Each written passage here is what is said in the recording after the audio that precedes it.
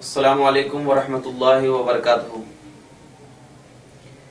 ये माह रजबुल मुरज्जब है, यानी रजबुल मुरज्जब का मुक़द्दस महीना है, जिसके बारे में अल्लाह के रसूल सल्लल्लाहु अलैहि वसल्लम ने हदीस पाक में इरशाद फरमाया कि रजब अल्लाह का महीना है और शाबान मेरा महीना है और रमज़ान बंदों का महीना है। तो इससे बात ये साबित हो रही है कि रजबुल मुरज्जब ये बाबरकत मुक़द्दस महीना है।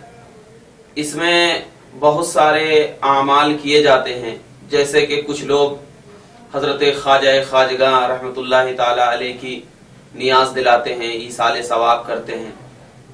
फिर उसके बाद एक चीज आती है जिसको क्या है, कुंडे के नाम से जिक्र किया जाता है, जो भी एक ईसाले सवाब है। फिर क्या है, शब मेराज, यानी इसी में क्या है, बहुत सारी ऐसी बरकत वाली रातें हैं जिसको अल्लाह तबारक व तआला के बंदे अगर उसमें इबादत करते हैं तो अल्लाह तबारक व तआला उसको इबादत करने की बुनियाद पर ईसाले सवाब और सवाब अता फरमाता है। तो आज बताना मकसद ये है कि हमारे जमाने में, इस जमाने में और इससे पहले भी ये बात आम तौर पे चलती आ रही है, कुंडे की नियाज।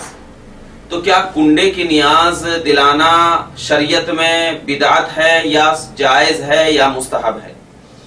तो इस बात की तरफ ध्यान रखना चाहिए कि कुंडा, जो लोग ये कहते हैं कि कुंडे की नियाज दिलाना ये बिदअत है, तो इनका ये कहना सरासर गलत है। क्यों? इसलिए कि आप जब डिक्शनरी में देखेंगे, लुगत में देखेंगे, तो कुंडा उस मखसूस फातिये को कहा जाता है जो हजरत शरीयत में है। उस मखसूस फातिये का नाम है जो हजरत इमाम जाफर सादिक अलैहि रहमत व रिजवान के तरफ नजर किया जाता है, ईसाले सवाब किया जाता है। तो कुंडा इसी को कहा जाता है। और कुंडा जो होता है, ये मिट्टी के बर्तन को कहते हैं कुंडा।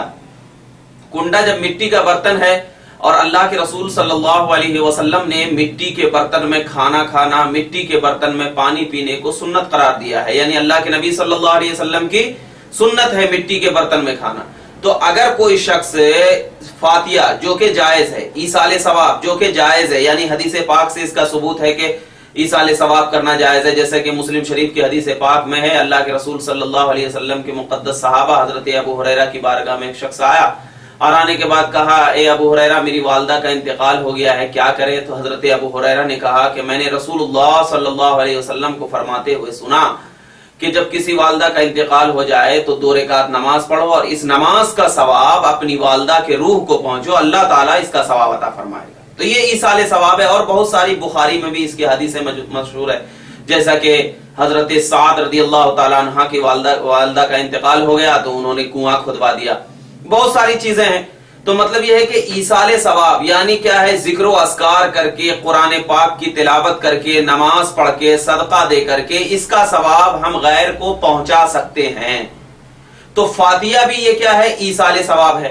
यानी हम कोई फातिया ईसाले सवाब इसलिए है कि अल्लाह तबारक व तआला का मुक़द्दस कलाम हम खाने के ऊपर पढ़ते हैं या किसी के ऊपर पढ़ते हैं, और इसका सवाब हम किसी गैर को पहुंचाते हैं जो कि अल्लाह के ताकत और कुदरत की बुनियाद पर इसका सवाब पहुंच सकता है। तो फातिया दिलाना जायज है। तो जब फातिया दिलाना जायज है तो इसी फातिये को एक मखसूस अंदाज में कुंडे की फातिया कहा जाता है। और कुंडा का माना होता है मिट्टी का बर्तन।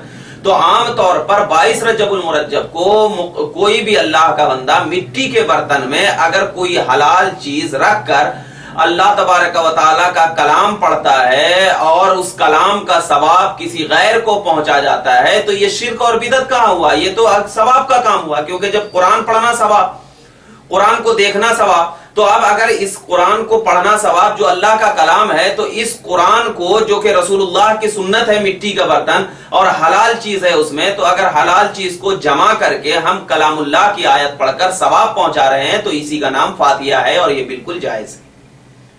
तो जब ये बिल्कुल जायज है तो जो लोग ये कहते हैं बिदअत, ये बिदअत है, तो उनसे यही कहा जाएगा, भाई सबसे पहले अपनी जिम्मेदारी को समझिए।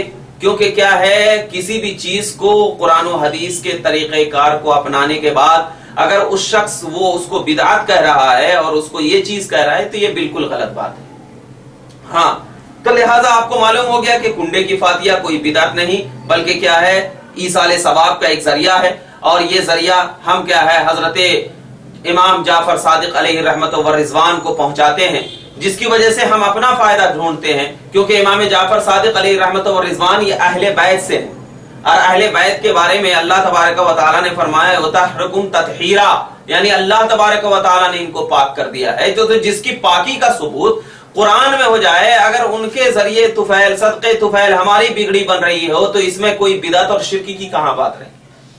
لیکن ہاں اس میں جو کچھ لوگ یہ غلط رواج بنا لیے ہیں کہ کنڈے کی فاتحہ اگر کرنا ہے تو گوشت نہیں کھانا، مچھی نہیں کھانا، تو یہ سب کیا ہے؟ بالکل جہالت کی بات ہے۔ یہ سب اسلام میں کوئی اس کا ثبوت نہیں ہے۔ آپ گوشت پر بھی فاتحہ دلا سکتے ہیں، مچھی پہ بھی فاتحہ دلا سکتے ہیں، شکر پہ بھی فاتحہ دلا سکتے ہیں، چاول پہ بھی فاتحہ دلا سکتے ہیں۔ مطلب یہ ہے کہ حلال چیز ہو، جس کو اللہ نے حلال فرمایا ہے، ان چیزوں پر کیا ہے؟ فاتحہ دلا سکتے ہیں آپ۔ ہاں، اور ایک رواج رکھتے ہیں کہ جہاں پر آپ پکا ہوا ہے وہیں پر بیٹھ کر کے کھانا، اور اس کا ہاتھ وغیرہ زمین کے اندر پانی کو اگر کچھ بچ جائے تو زمین میں گاڑ دینا۔ تو یہ سب جو جتنی بھی غلط رواجیں ہیں، اسلام میں اس کا کوئی تصور نہیں۔ جو شخص کر رہا ہے تو یہ گنہگار ہوگا، کیونکہ کیا ہے؟ وہ اللہ کے حد کو پار کر رہا ہے۔ اللہ نے تو حد بیان کیا ہے، اللہ نے تو کہا ہے کہ جہاں چاہو، جس جگہ چاہو، جس انداز میں چاہو کرو، مگر کیا ہے؟ بندہ اپنی طرف سے اس حدود کو مقرر کر رہا ہے جو اللہ نے حد مقرر نہیں کیا۔ تو لہٰذا بندے کو ایسا کام نہیں کرنا چاہیے جس کام کرنے کی وجہ سے نیک کام میں کسی برائی کا کیا ہے؟ ذریعہ بن جائے، اور وہ کام بھی کیا ہو جائے؟ برا ہو جائے۔ تو لہٰذا ان چیزوں سے بچو۔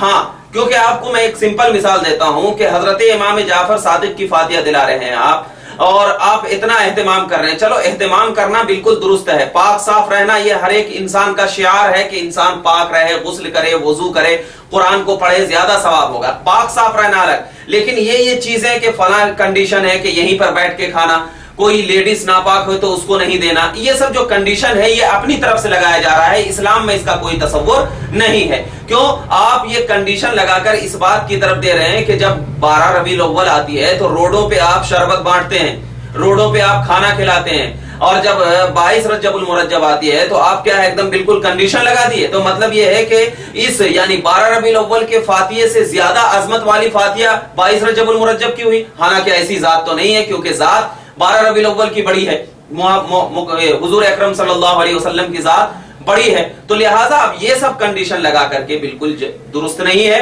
ان کنڈیشنوں سے آپ پرہیز کریں۔ ہاں، بعض لوگ یہ کہتے ہیں کہ 22 رجب کو ہی فاتحہ کیوں دلانا؟ کبھی بھی دلا سکتے ہیں۔ تو 22 رجب کو فاتحہ اس لیے دلانا چاہیے کہ 22 رجب المرجب کو حضرت امیر معاویہ رضی اللہ تعالی عنہ کا انتقال ہوا ہے، اور کسی مخصوص دن مخصوص کام کرنا یہ حدیث پاک سے ثابت ہے، یعنی دن کو متعین کرنا تو یہ کیا ہے؟ حدیث پاک سے ثابت ہے۔ جیسے کہ حضرت فاطمہ الزہرا رضی اللہ تعالی عنہا ایک پیر کے دن خاص طور پر اپنے چچا حضرت امیر حمزہ رضی اللہ تعالی عنہما کی بارگاہ میں جاتی اور جا کر کے دعائیں کرتی تھی اور نماز پڑھا کرتی تھی، اور بہت ساری احادیث کریمہ ہے۔ تو مخصوص دن کرنا یہ زیادہ ثواب کا ذریعہ ہے۔ تو لہٰذا پورے کا خلاصہ بتانے کا مقصد یہ ہے کہ یہ کنڈا جو ہے، رجب کے کنڈے، یہ بالکل جائز ہے اور بالکل یہ ایصال ثواب ہے۔ اس کا کرنے سے ہم تمام کو ثواب ملتا ہے۔ اللہ تبارک و تعالی ہمیں یہ مستحب عمل کرنے کی توفیق عطا فرمائے۔ وآخر دعوانا الحمدللہ رب العالمین۔ السلام علیکم۔